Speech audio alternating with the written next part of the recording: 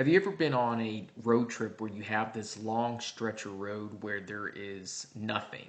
Um, I think we all have. For me, before I had kids, I used to take this drive from Chicago to Atlanta, and there was a stretch between Indianapolis and Chicago where there was nothing but this one small section where there is just miles and miles of windmills, wind turbines, which was really neat.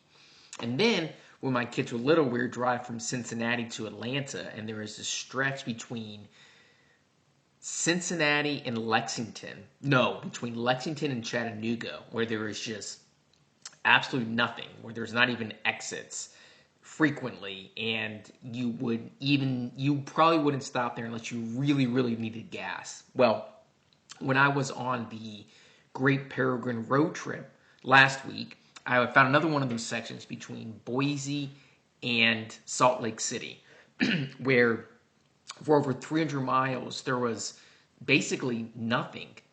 Boise, this charming town surrounded by mountains. Salt Lake City, much more bustling, also surrounded by the Wasatch Mountains and the Great Salt Lake. But in between, it was just like landscape and farm fields. There was nothing.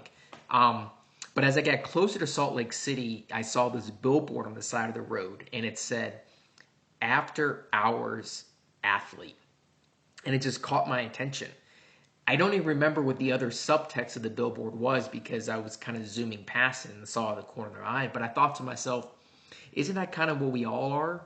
After hours athletes. Very few of us are going to be professionals, but we're all out there trying to balance life, work, and career while still chasing running goals. And if you say you're not an athlete, I say anyone who's chasing fitness and health goals, you're an athlete. Very few people will ever lace up a pair of running shoes and give it a shot. So if you run, you're an athlete.